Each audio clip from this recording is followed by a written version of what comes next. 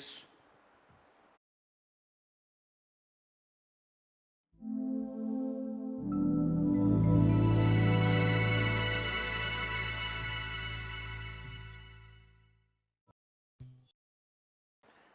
so in this chapter on fundamental rights, let me discuss about human rights and the Universal Declaration of Human Rights. So the topic is Universal Declaration of Human Rights and say human rights in general. See, human rights are those rights inherent or other rights which are inherent to all human beings, whatever be the nationality, irrespective of nationality, irrespective of place of residence, irrespective of sex,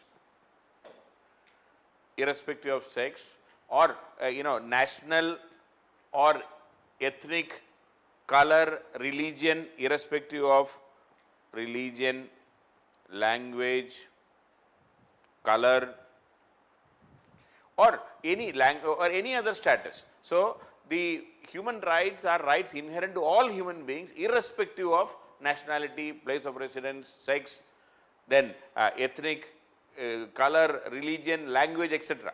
And in fact, the reason for this kind of a universal declaration of human rights came especially because of the traumatic experience of the Second World War. And as you know very well, during the Second World War, before the Second World War, the millions of people, in fact almost 17 million people were exterminated from one place to another. Then the Hitler's Holocaust,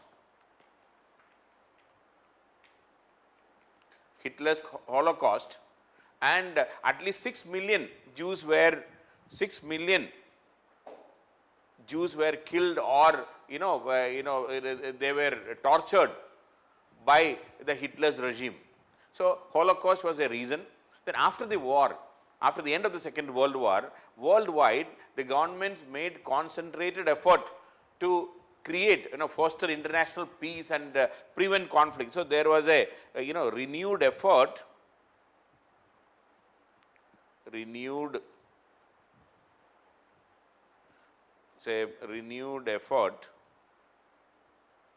for global peace, international peace, and prevent further conflicts. And that ultimately resulted in the formation of the UN as an institution in 1945. And also in 1948, representatives from 50 different countries, 1948, 50 different countries, they of the United Nations came together under the guidance of the Eleanor Roosevelt, the former that first lady, Eleanor Roosevelt. She she was the first lady of the United States, wife of FDR, Franklin D. Roosevelt. And under her leadership, 50 United Nations countries came together to discuss about the human rights and a universal declaration of human rights. In fact, on 10th December 1948, General Assembly of the United Nations announced the Universal Declaration of Human Rights, 30 rights and freedoms. So in the Universal Declaration of Human Rights, 30 rights and freedoms were identified. And in fact, this 1948, now more than 70 years have gone now, 7 decades, and it has included many aspects. And this Universal Declaration of Human Rights is the basis of all international human rights laws today. This UDHR, Universal Declaration of Human Rights, is the basis of all human rights laws in the world.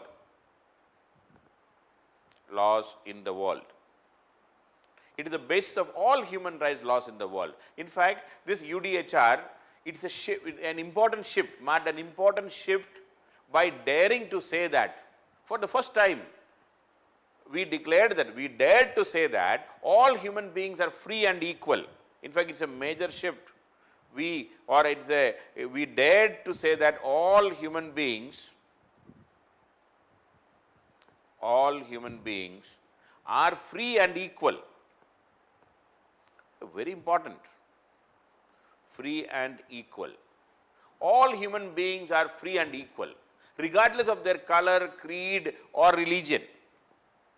Regardless of color, creed, or religion. So, all human beings are free and equal. This is a major shift. We never said it before. All human beings are free and equal, regardless of their color, creed, or religion. See the kind of problems even today in countries like US and the racial discrimination, the killing of the blacks.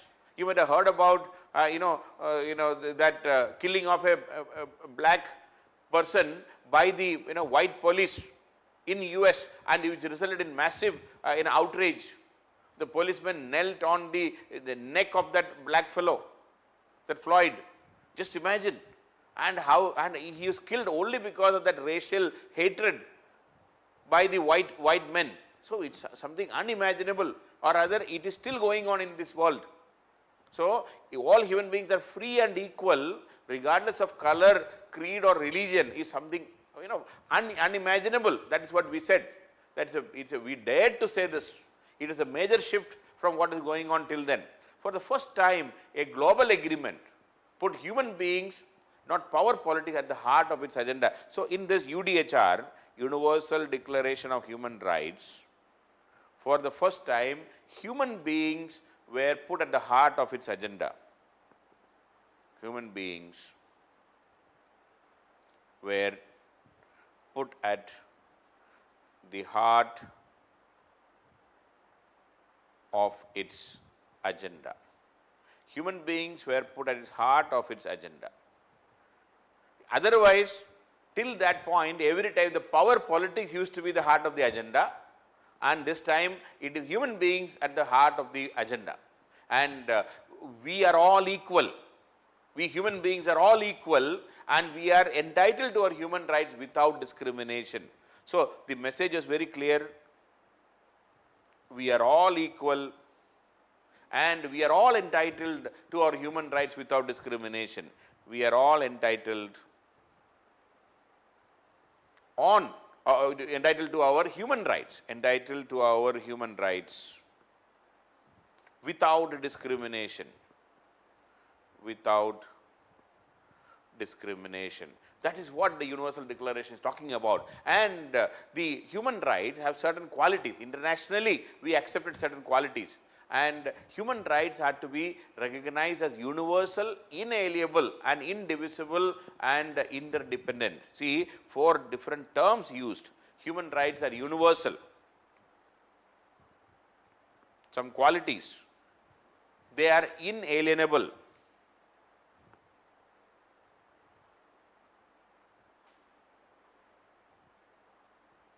Inalienable, that means they cannot be taken away from us.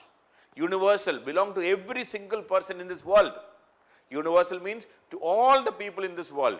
Number 2, inalienable means it cannot be taken away from any individual, and it is indivisible. It is indivisible and interdependent.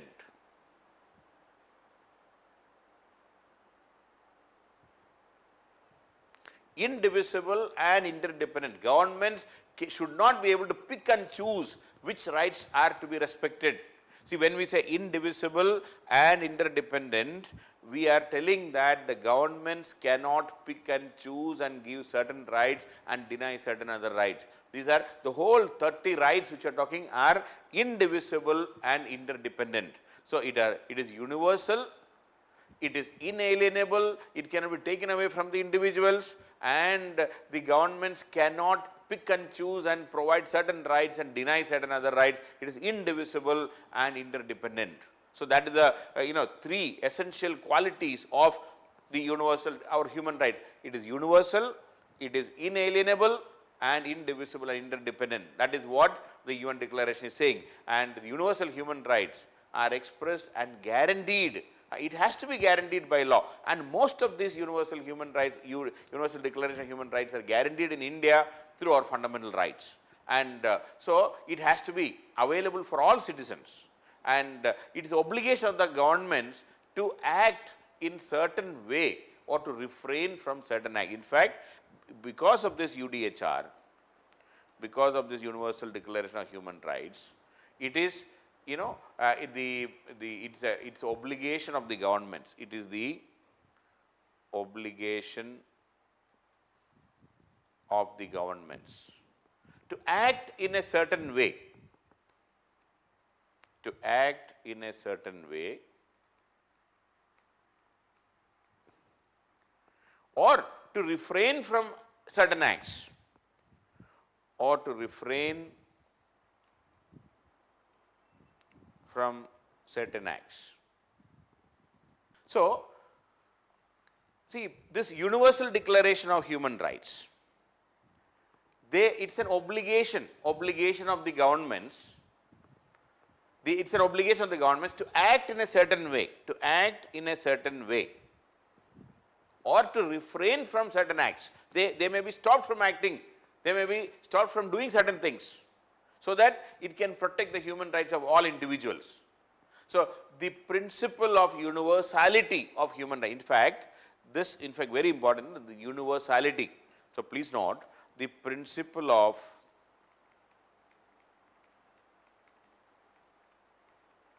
universality of human rights is the cornerstone of the international human rights law.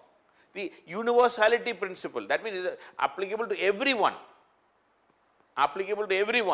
is the cornerstone of the international human rights law, because that principle, the principle of universality, that is very, very important. So, that is where all other human rights laws are relying also. So, coming to this Universal Declaration of Human Rights, which was declared in 1948, and there are 30 different articles, 30 articles in it. I am not going to discuss all the articles, but some of them are very interesting and important. So, we must be knowing also. See, for example, 30 are there. Article 1 says we are all born free. Article 1, it says we are all born free. We are all, we all have our own thoughts, ideas, and we should be treated as the same way. We are all born free. Nobody is a bonded labor. Nobody is a slave. Article 2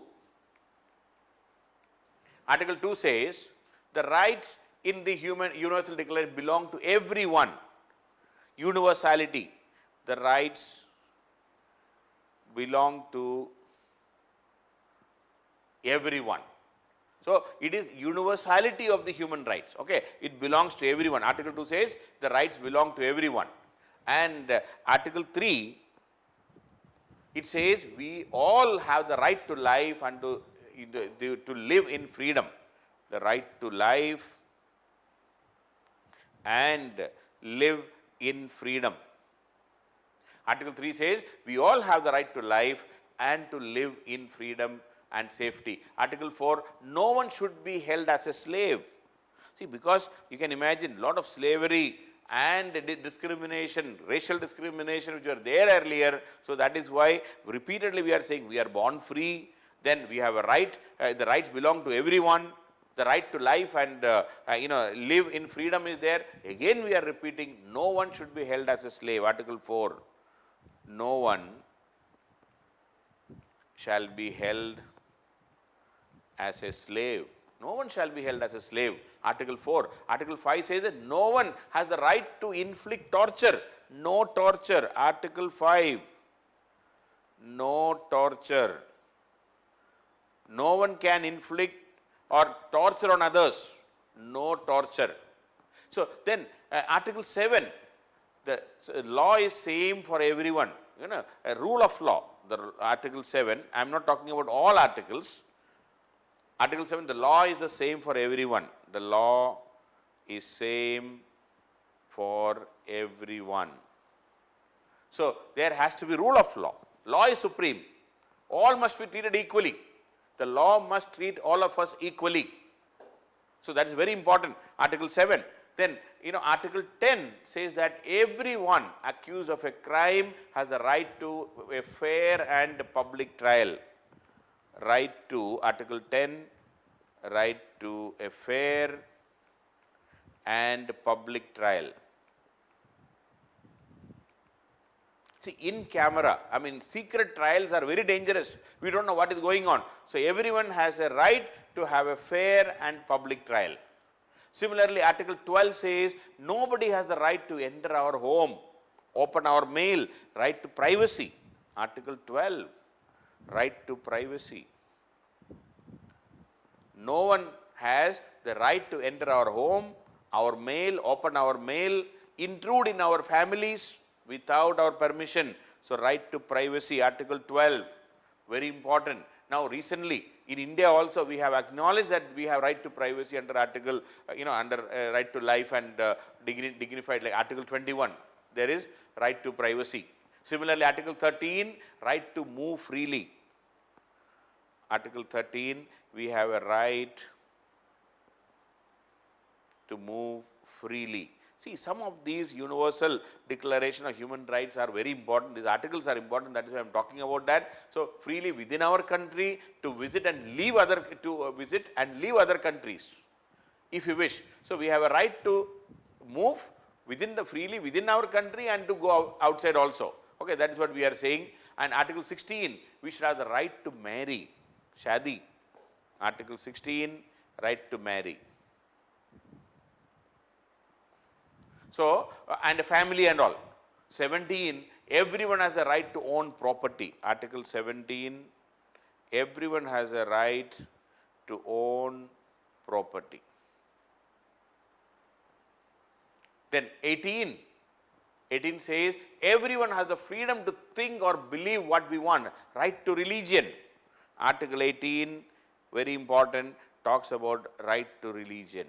See, when we are violating the rights, see, secularism and all, it is something part of the Universal Declaration of Human Rights. The right to think, right to believe, right to participate or right to follow any religion, religious belief.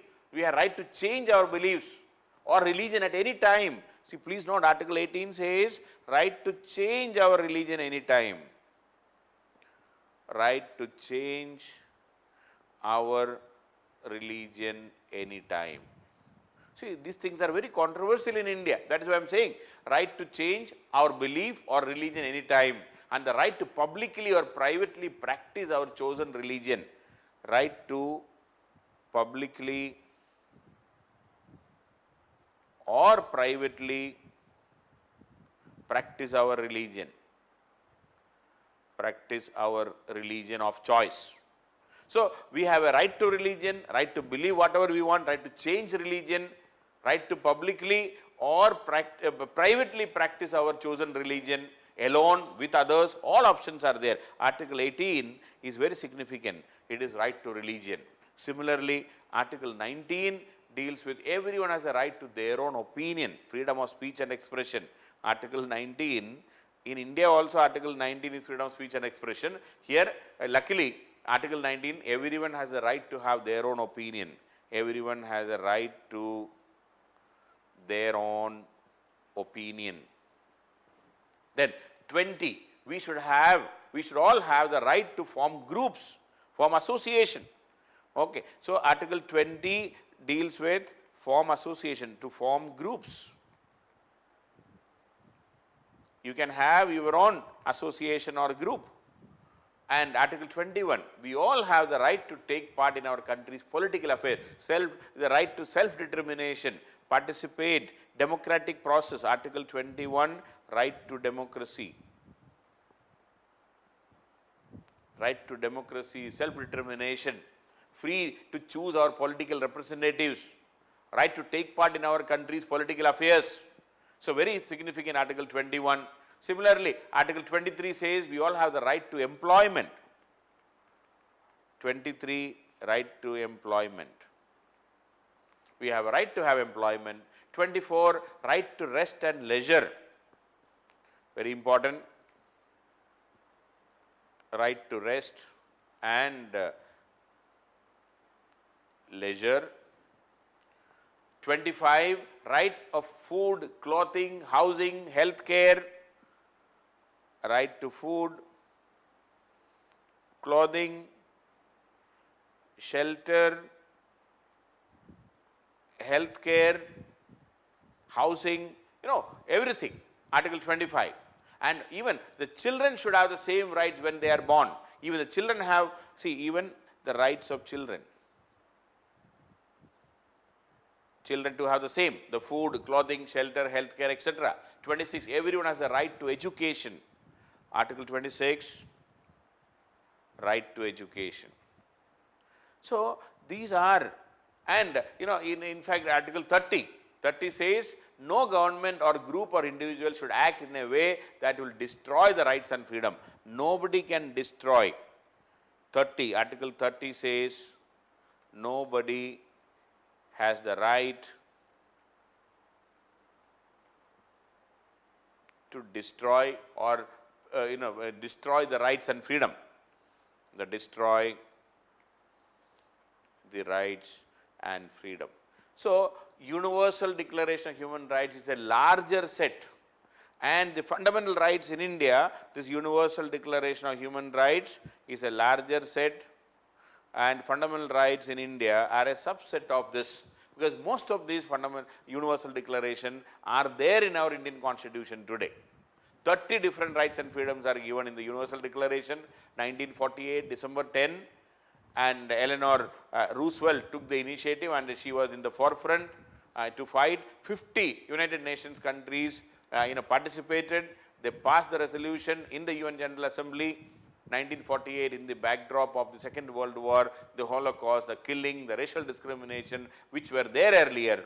That is how this, and today the fight is to protect this Universal Declaration of Human Rights. Even in India, we have serious problems, the tribal rights, the scheduled caste rights, the right against discrimination, the minority rights, the right against discrimination, the rights of the women.